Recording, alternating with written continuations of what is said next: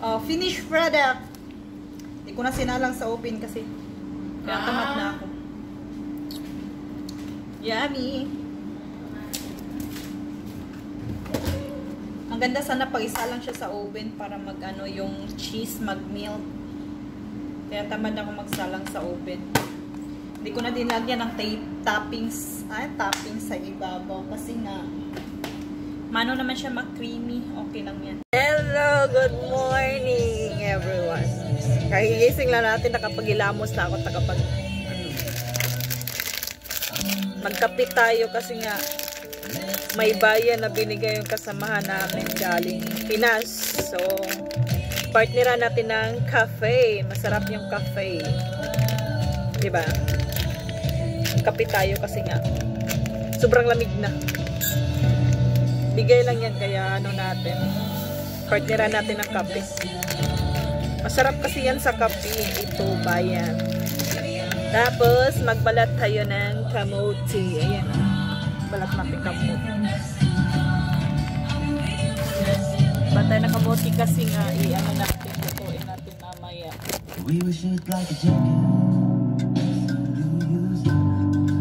Gawa tayo ng kamote delight.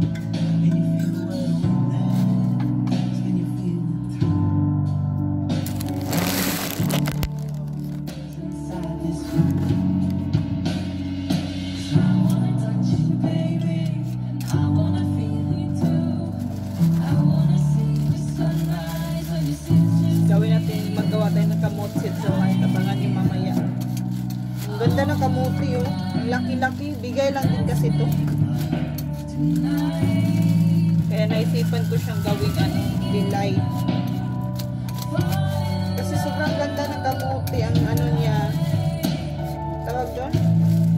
Ang bata pa ba? Tapos ang kamote dito kasi iba sa Pinas. Dito kahit kahit matanda na pa din siya. Maganda, masarap pa din siya.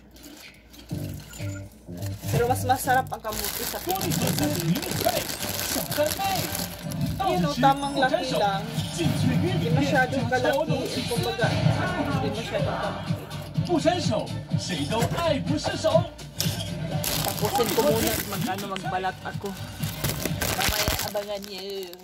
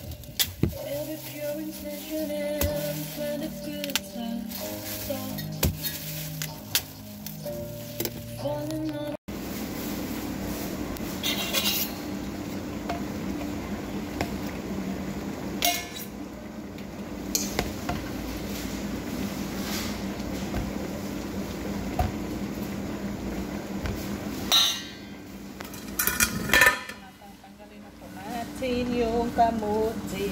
Natin yung kamote. Durugan tayo ng kamote. Ay, may matigas pa. May matigas pa, oh.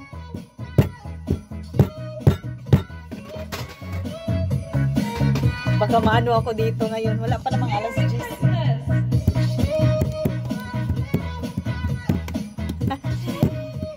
Durugin natin kasi nga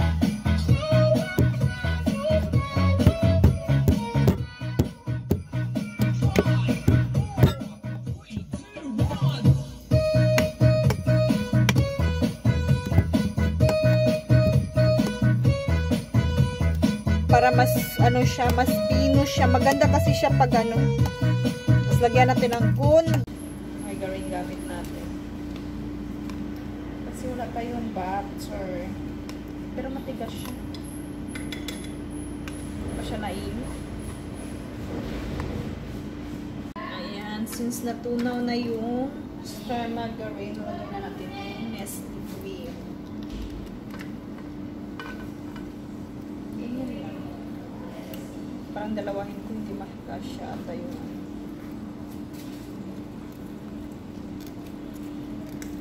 lagyan ko na lang kaya ng impact para matamis siya. Ano lang yan, kumbaga tawag doon additional recipe.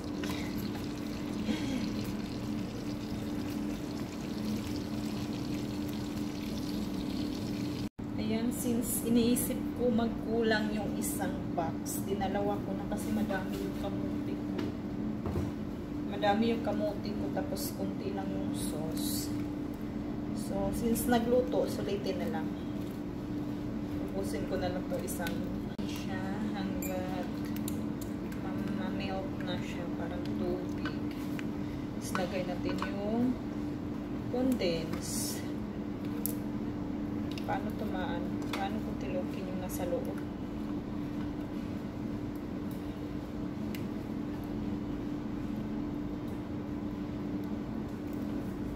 So, lagyan natin ng condense. Pero hindi ko ubusin yung isang cup kasi feel ko masyadong matamis. Matamis kasi na yung kamotse. Ayay ko. Nagkampat na. Cheese. Actually, optional na lang po itong cheese. Ilagyan ko lang kasi ano, para hindi na ako maglagay ng, since may cheese ako, hindi na ako maglagay ng asin. Ito na lang gawin ko. Tapos lagyan ko sa ibabaw. So, optional lang po itong cheese.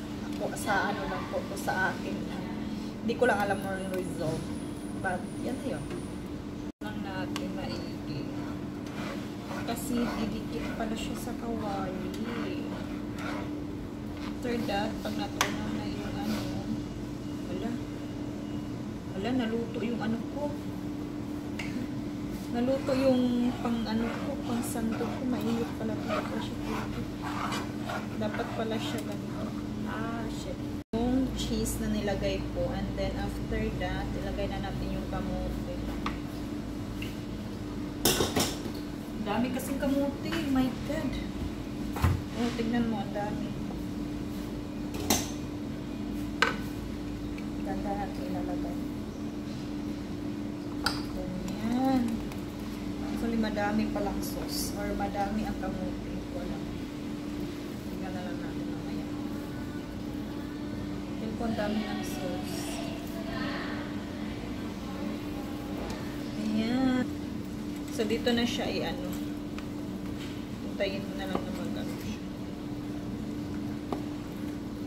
Later, ipapakita ko. Ayan na po siya. Sarap niya.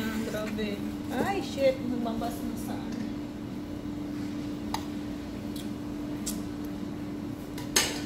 Ang sarap niya. My goodness.